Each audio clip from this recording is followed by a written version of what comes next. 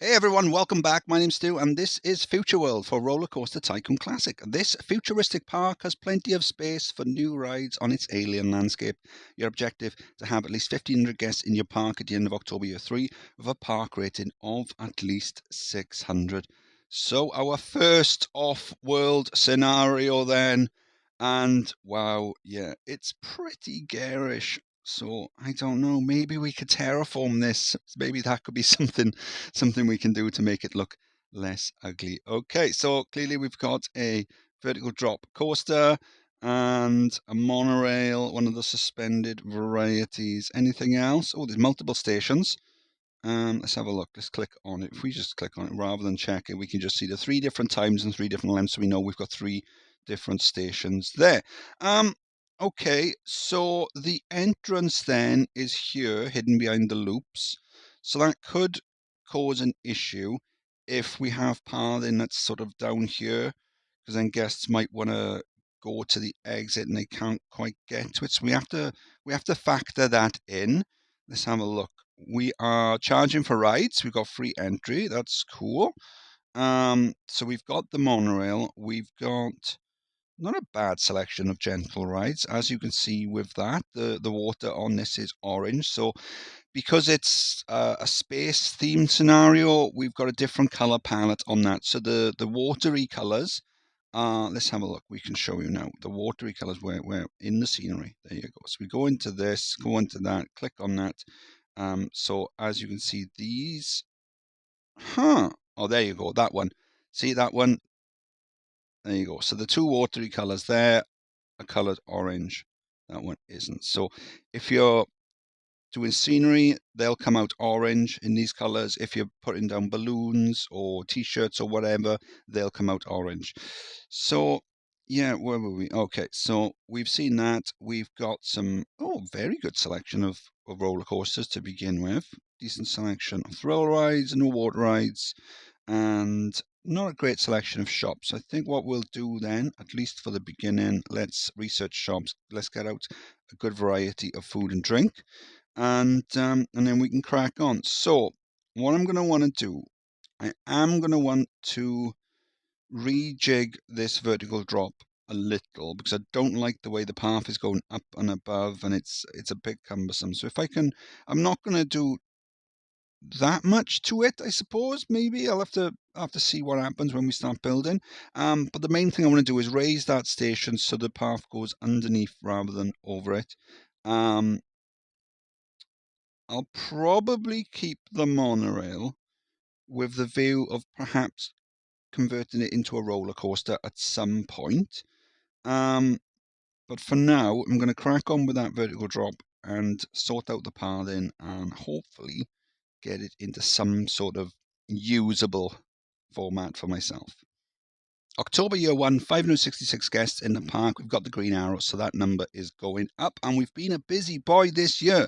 We got rid of the monorail because it was a bit clunky. It was getting in the way. And if we do decide to go down the route of putting a coaster on the outside, we can just do that later. I've left some space around the outside, so that's fine.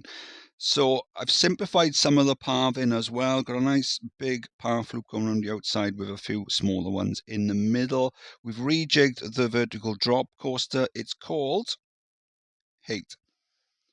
Just down there. There is an overall theme for the park, and I will explain that in a moment. So the path, we've got a few shops and stores just down there at the start, and then it comes underneath the station now and across, and then we got this other path loop there. So the theme of this video scenario then is the scenario is called Future World. Future World was the name of a song by a power metal band from Germany called Helloween, and it came from a double album called The Keeper of the Seven Keys. No, Keeper of the Seven Seas.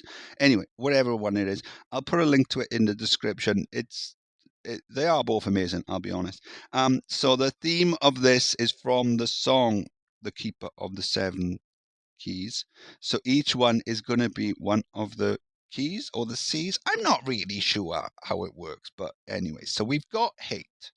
So this is the one, and so in the song he says, throw the first key into the sea of hate. So that is this one. And then over here we've got, that's number 3. which is number 2. We've got fear, and in the song he says, throw the second key into the sea of fear. And then the third one is throw the third key into the sea of selflessness, which is pretty cool. So let's have a look at these coasters then. So we've got a wild mouse just over here. It comes up, it drops you down, up and over and around and back to the station. A little indoor section there with glass. I don't know how it works in space, but yeah, I am definitely in the back of my mind thinking that we are going to terraform this because the background just looks so ugly. But eventually I'm hoping it'll look really, really nice. And we got a top spin underneath there. We've got a haunted house over there because I don't know, space ghosts. And then I've dropped down one of my 6x6 rides over here. So originally it's called Dirty Racing. On the sign, I didn't change the name on the thing, but on the sign it's right. It says Dirty Spacing.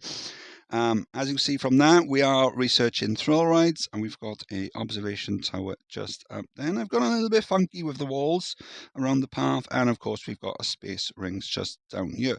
Now we've got a stand-up coaster, which I've reused. I've recycled it from a previous scenario. Saved it, raised it slightly, and added the corkscrew on the end. Pretty cool. Not bad stats. It is the old style stand-up, and they are quite...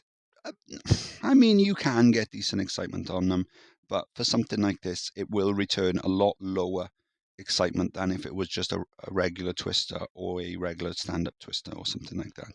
Yeah, so after this, I am going to start expanding into the rest of the park, adding some path loops, maybe around these craters here. Maybe I'm going to fill them with water or acid or whatever the orange stuff is meant to be. But yeah, we're doing really well. I mean, money-wise, it's rolling in. We are up to 18,000 on the loan, but we'll pay that back, no problem. Yeah, so I'm just going to carry on, just keep on keeping on, and hopefully the park will look really cool. October year 2, just under 1,200 guests in the park. We need 1,500, so we are going to have a decent year 3. Okay, so we've expanded the park out, added some extra path loops, and we've got some new coasters just down here. So this one then, Junior Coaster, is called Greed. Decent stats on that. Let's have a look. Where is the station? It's just there. So which way does it come? It comes out here. It boosts you out through here, through that rock, and it comes up and around, and eventually it goes through the loop of the first coaster, the vertical drop, and then back to the station. Only running on the one train because I do want there to be a nice buffer of in the queue, and it helps get a few guests off the paths as well, because we don't want any guests complaining about overcrowding. As you can see, we're researching water rides, because I have filled that first crater with that weird water. I'm probably going to lower that water. I think it's a bit higher. I'd like to have a gap underneath the bridge, perhaps, so we can, now that we've unlocked the splash boats, probably run the splash boats underneath. So yeah, so in the song, he says, the fourth key belongs into the Sea of Greed. And then over here, then, we've got a nice big side friction coaster called Ignorance. Decent stats on that. And the fifth, into the Sea of Ignorance. And then just down here, then, we've got a motion sim, and we've got a 3D cinema. Path goes underneath. Toilets, kiosks on corners, major junctions. You know how I like to play it. Enterprise just over here. So we've left some gaps in the middle and on the outsides just for what we're going to do later. Yeah, so we're setting ourselves up really nicely. I rejigged the bend on the Wild Mouse slightly so we could fit a launch coaster underneath. Also got another motion sim just over there. Did I say launch coaster? Launch tower just up there. I did get rid of the covers over the paths as well. They looked really ugly. I didn't actually realize that they were exposed like that. So, yeah, we might cover it. I don't know. We've got some glass scenery. We might cover it. What do you think? Could this be a terraforming object, perhaps? Or maybe that could be a terraforming object. I don't know. That could be something that helps pump out the atmosphere and whatever, and turn the rock green. Yeah, that's something we can think about, law and all that. So yeah, anyway, let's crack on with year 3 and let's make Mars great again. October year 3, we've got over 1,600 guests in the park. We need 1,500, so the goal is no problem. And as you can see, we've added a few extra coasters and splash boats just down here. So this one is called the Keeper of the Seven Seas. Comes out of the station, drops you down underneath the bridge, back up into the second station, and then it comes round, meanders round, and drops you down as well. And it goes underground and then back up to the station. Something I do like to do with the splash boats is have maybe a second station and then have them sort of coming back and one goes to the other and then that one comes back. It just shortens the actual ride, but it helps improve the stats because you're sort of doubling up. Yeah, it's pretty cool.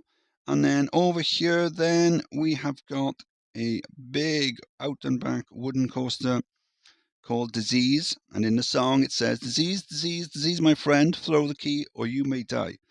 Yeah, it's happy lyrics, I'll be honest. So it comes up, nice big chain lift, just drops down, some airtime hills. And then we got some twists and turns, a lot of twists and turns, some more twists and turns. And then it comes back to the station via, I don't know, what is that? A water splash? An acid bath? Whichever. Comes back to the station. Let's have a look at the stats. Nice. Yeah, it's pretty funky. And only a minute and a half as well, so it's pretty quick. And then just over here then, we've got a twister with a launch boost section. So this one's called Hatred and Sin. Watch out for the seas of hatred and sin. Yeah, so that's the 7th one. So I was contemplating perhaps doing a Mobius or something. But in the end, I mean, what with time and stuff like that, I just ended up doing it like this. So it boosts out into an inverted top hat, barrel roll, or heartline roll, whichever. And then we got a mid-course brake run just there to help with the way the track flows. So the second train is ready to shoot off or move back to the station, whichever. Yeah, not bad. I quite like it. Decent stats. Again, only a minute and a half. It is pretty fast. So yeah, the park is more or less done. I still need to terraform it, and I can't leave it looking like this. It looks terrible. So I'm thinking this section here would make for a nice, cool spaceport or something, because people have got to come here somehow, and then we've got to try and work out how to make these into terraforming things, so we can get an atmosphere. Not that I'm saying my parks lack atmosphere, but this one does. Oh, we've done it. Stew. No. Oh, wait. What? Did I just type T? I did press the buttons. It just didn't work. I don't know what happened there. So yeah, T. Yeah, that was weird. Okay. So I'm going to crack on then and do the things that I said I was going to do, and then we'll come back for the wrap up. No one would have believed in the 24th year of the 21st century that humans playing Rollercoaster Tycoon were still being watched from the timeless worlds of the internets. No one could have dreamed that our gameplay was being scrutinized as someone with a microscope studies creatures that swarm and multiply in a drop of water.